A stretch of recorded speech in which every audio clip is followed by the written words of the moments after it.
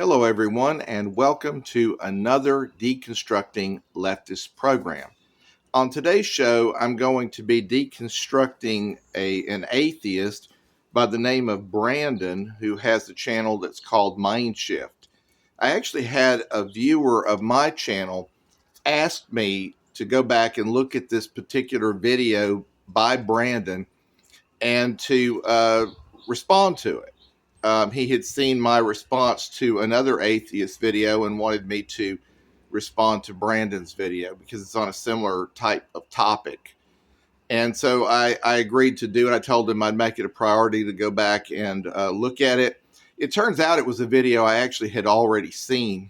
I watch a great number of deconstructionist and atheist videos, as well as a lot of politically liberal commentators.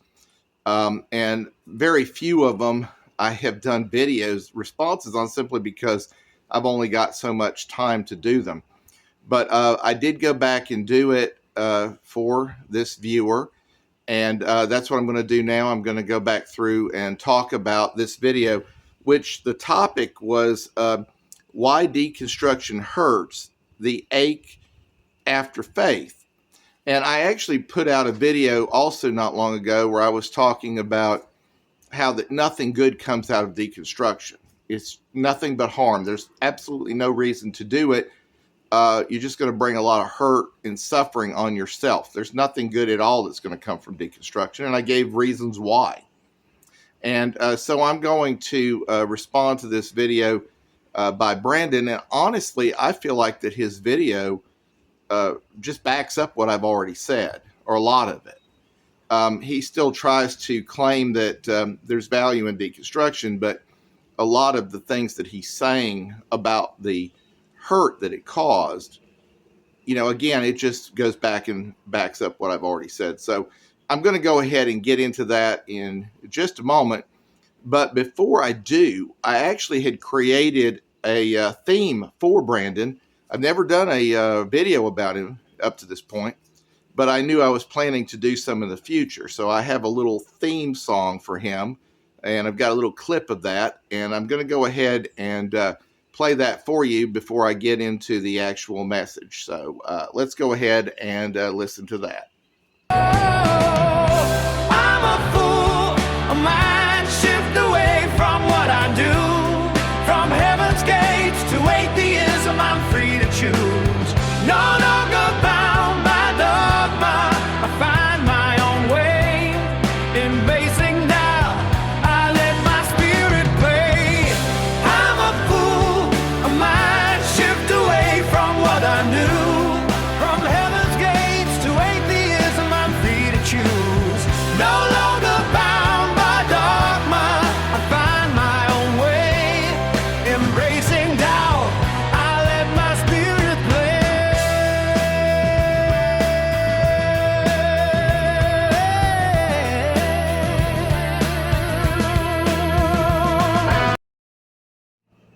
At this time, I want to go ahead and just kind of talk about some of the things that Brandon discussed in the video. Again, the topic was why deconstruction hurts, the ache after faith. And I have been watching different deconstructionist videos for about the last 3 years. The reason I got into them was because as a Christian, I watched Christian videos.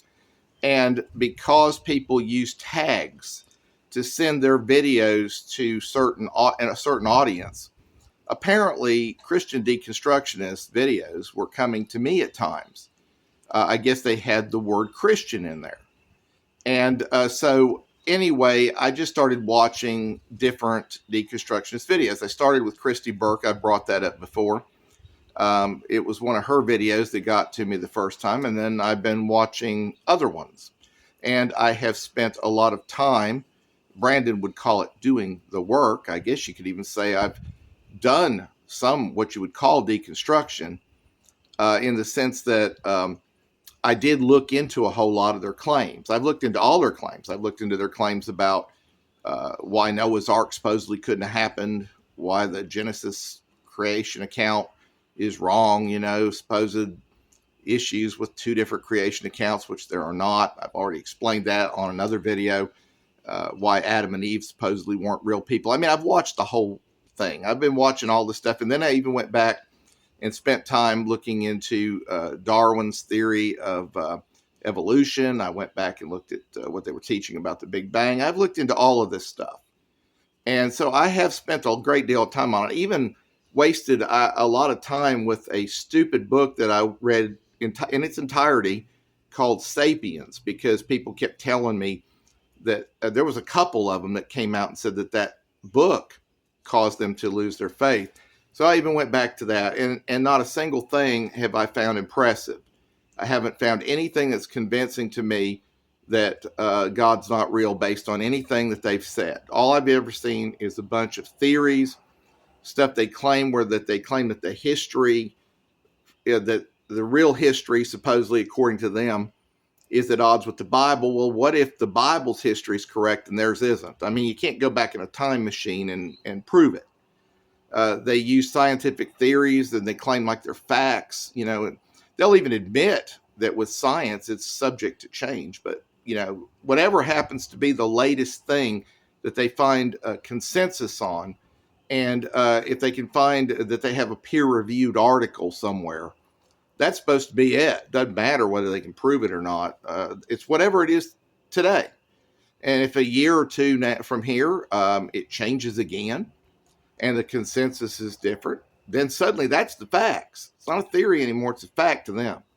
It's ridiculous. And that's what we're dealing with these different atheists. But I want to talk about some of the things that he said on the video.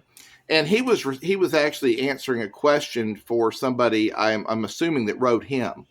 And I'm going to read you what it was that they wrote to him. It was a question they had deconstructed, and they were having a hard time. This is what they said.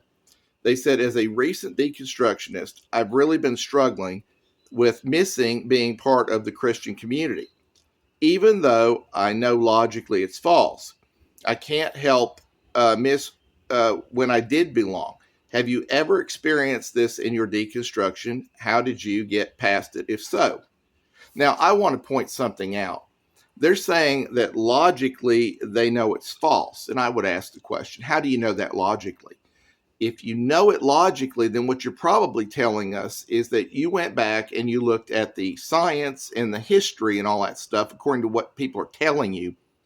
And they've showed you all these things that tell you it couldn't have happened. And so, therefore, you now know it's logically false. Well, let me again point this out. If you use the same deconstruction microscope on the science, on the history, on, so-called, well, this lack of evidence proves that it's not true, all whatever the stuff is that they're saying, and there's oodles of things they're claiming, you're going to find that they've really got nothing. They don't have any proof that the things of Christianity are not true. The guy over at Mindshift, Brandon, doesn't have any proof. He likes to claim he does, but he doesn't. They'll say stuff like, in our current understanding of things, we know that this couldn't be true. Our current understanding of things, according to them, can be completely dead wrong, and I believe a lot of it is. During the video, at least in one part of it, I'm going to go ahead and kind of jump ahead to where later on in the video, Brandon likes to compare Christianity to things like children believing in Santa Claus, and how that it kind of hurt somewhat when, they lost their faith in Santa Claus, but that's part of growing up. That's what he was saying. And he's saying the same thing about this, this big, powerful being in the sky, and that, it hurts a little bit, but it's part of maturing and growing up. You got to think about it like this. We exist. So how do we exist? He keeps saying logic. He's brought up the word logic several times. Well, I happen to be personality type logician. I look at everything through the lens of logic. And I don't consider the idea that we just came from nothing and there was this big bang and it just randomly created everything that we see, and it's still expanding and still creating. I don't find that logical.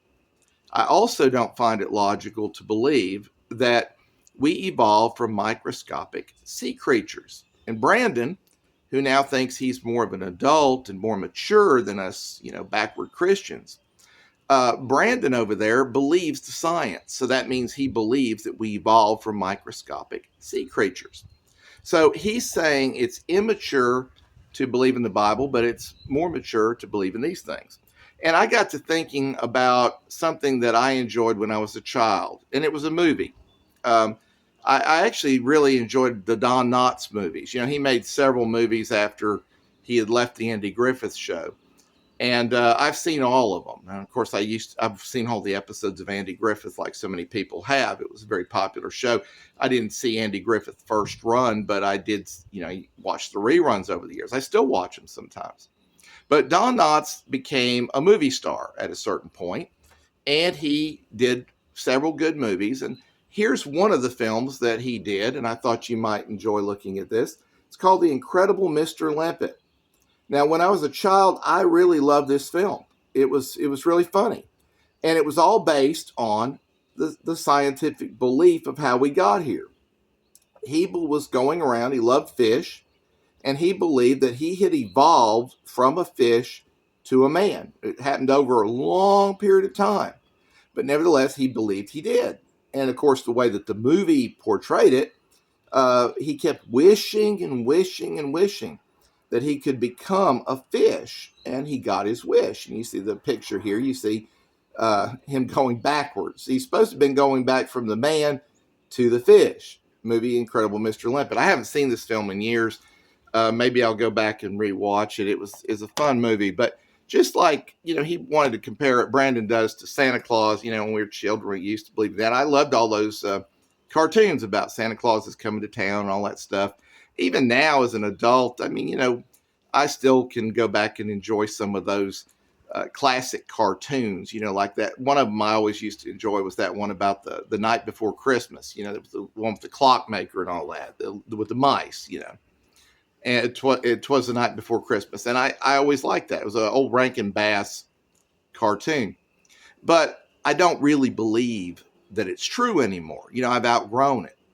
And the same thing with this, same thing with the science here. The idea of this, the idea that we evolved from a fish to a man. Just like I can't believe in that story, if Santa Claus is coming to town, all that stuff, and I can't believe that. I can't believe this nonsense. I just don't have the faith to believe this and to think this is more mature, honestly, than belief in the Bible. To think that it's more logical to believe that we all came from nothing that blew up and started just creating random stuff. Then later on, there was microscopic sea creatures, and every single thing on this whole place we call Earth, and the sky and the seas, everything evolved from the same microscopic sea creatures. That's his idea of being mature. Well, it's not to me. So I thought I'd just go ahead and get to that before I get into the actual things that he's talking about on here. But I think he actually proved my point. There's nothing good that comes out of deconstructing. Because first of all, as I said on my other video when I talked about this subject, what are you gaining from doing it? He kept talking about doing the hard work. You've done the hard work. You've done the deconstruction. You have evolved. You have grown up. When I do work, I'm a truck driver, and when I get out there and I drive that truck, I'm doing it with the expectation of getting something out of it of value, which in the case of that, it's getting a paycheck. Whenever I do anything that's work, I'm doing it for a reason. Even these videos, I'm working for God. And as a Christian working for God, even though I'm not getting any money out of these videos, I do know that as I confess God, confess Jesus to the Father, I'm confessing him to the world. I'm saying I believe. I know Jesus will confess me to the Father because he promises he will do so. I know that there's a heaven that as a Christian I have a hope of one day being in, and that as I work for God, that I'm not going to take my earthly money up there with me, but there's value in everything I do for God. There's going to be a reward one day for everything that I do for God. Everything I'm doing is with an expectation of getting something better. So, what exactly are we getting when we deconstruct from Christianity? We lose our hope of eternal life. We lose the thought that when a loved one dies, we will see them again one day. I mean, I even think the same thing about animals, pets I've had over the years. When they've died, I really believe that they have a place in heaven. Some people don't, but I do believe that. There's horses in heaven, so I don't know any reason why God wouldn't have his other creatures have a place in heaven as well, especially those of us who've had cats and dogs and really love them like family.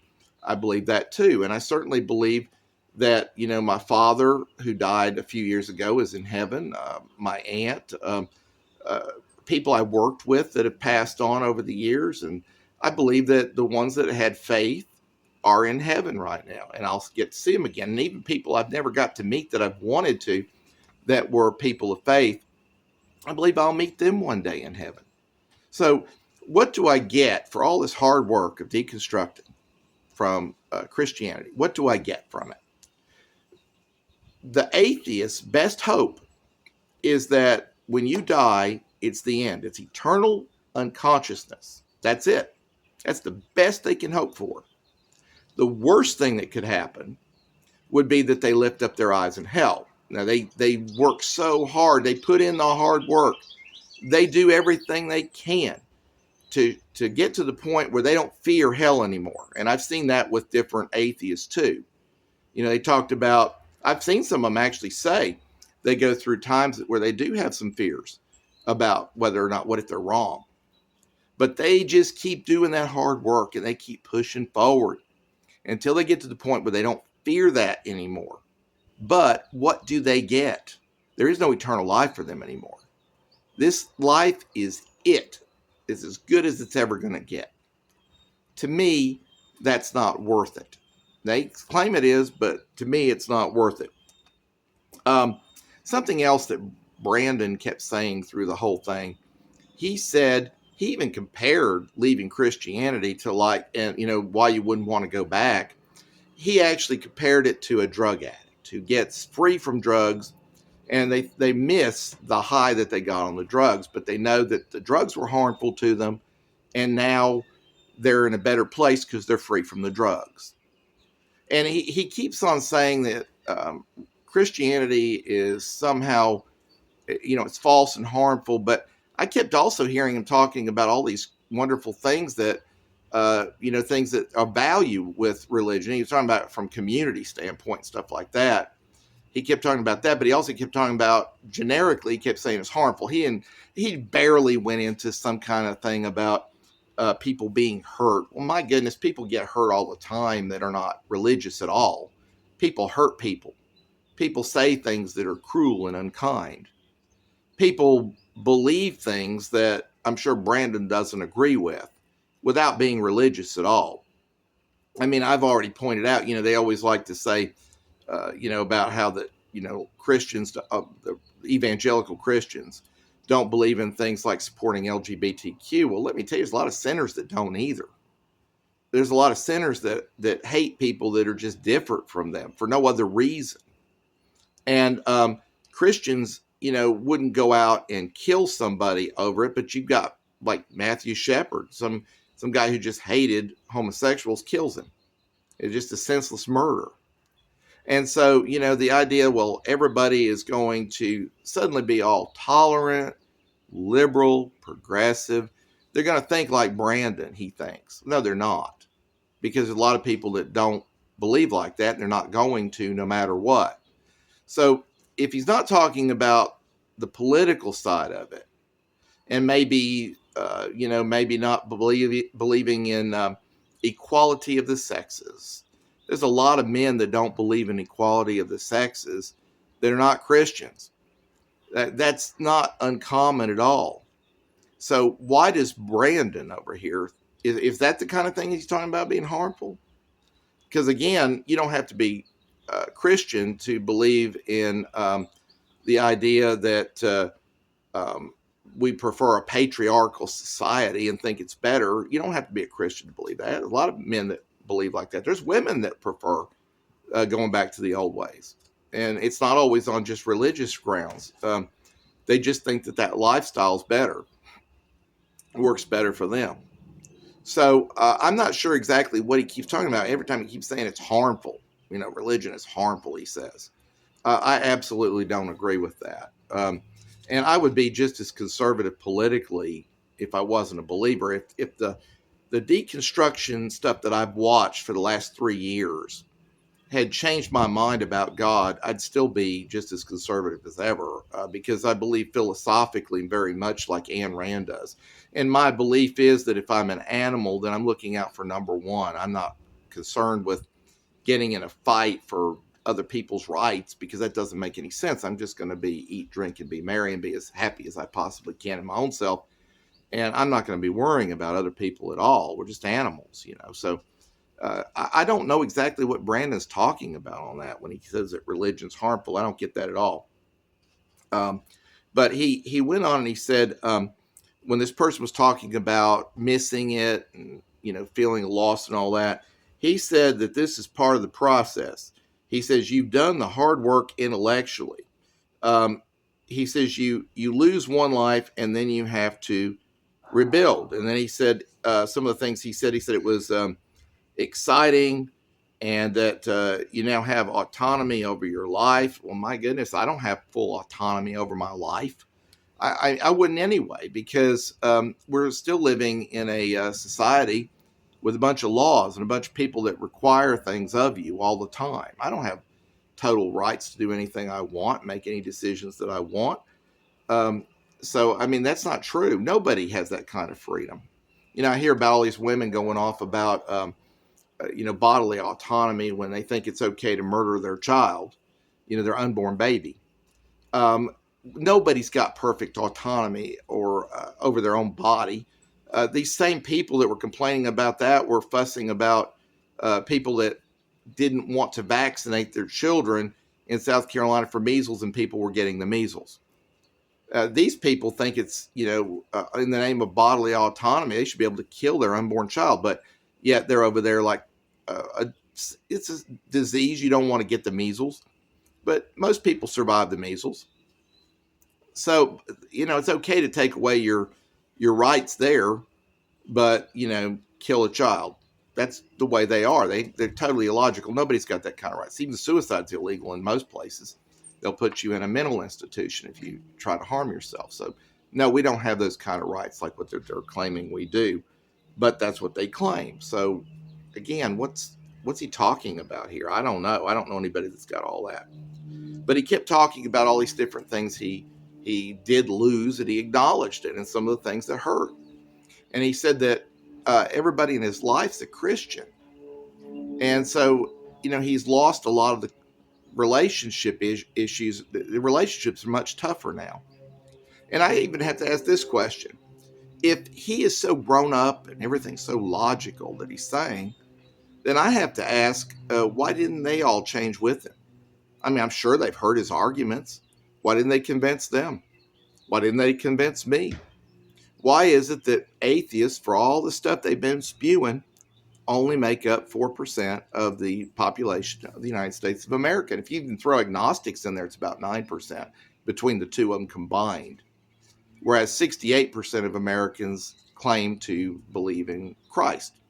Why is that? Is it that, only 4% of the population is fully mature? Well, that's what he would say. But then again, I'm going to come back and I'm going to say, how mature is it to believe this? Is this really mature? Does this make more sense than the Bible? We exist in this life. We're here for some reason or another. I mean, some way or another, we got here. So, and really, again, when you talk to an atheist, it usually comes down to they either believe the science or they come back and they say something like, well, I don't know how we got here, and I don't need to know how we got here. I just know it wasn't through that big man, that big wizard in the sky. And they think they're so smart. if they can't tell us another way, a reasonable way that we got here, then I'm sorry, but I'm not gonna throw my life into oblivion. Do the hard work for what? So that my new hope goes from eternal life, a mansion in heaven, seeing all my friends and loved ones again, having a decent relationship with everybody, because everybody I know believes in Christ. I'm not going to give all that up for the best possibility for the atheist that when they die, that's the end. So that's what I would say. And I would say to this person that wrote him, if I was answering it, I'd say, how do you logically know that the Bible's not true? You exist.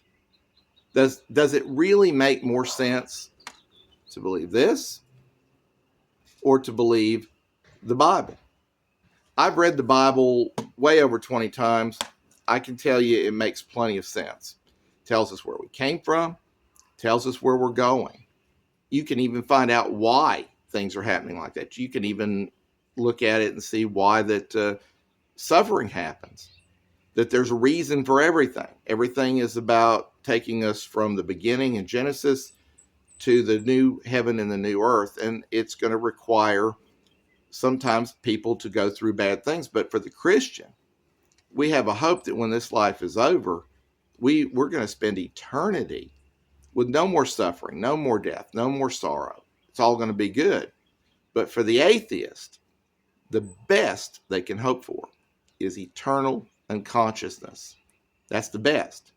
If us Christians happen to be right, then they're going to lift up their eyes in hell and they're going to be in torments forever. And that's going to be the case for Brandon over at Mindshift. So that's my response to him. I could have probably gone through a little bit more of his specific things he said, but ultimately, to me, he proved my point. There is no good in doing deconstruction. There's nothing worthwhile about doing it. He says that it's good because, to know the truth. I don't believe he's got the truth. I'm sorry, I just don't. I don't believe that fish to men stuff is the truth. I don't think that we are kin to Charlie Tuna, and I don't think that we are also evolved from monkeys. So anyway, that's all I wanted to say on today's Deconstructing Leftist program. Today, deconstructing leftist atheist Brandon over at Mindshift. If you're not a subscriber to my channel, I want to invite you to subscribe. And until we meet again on another video, take care, everyone.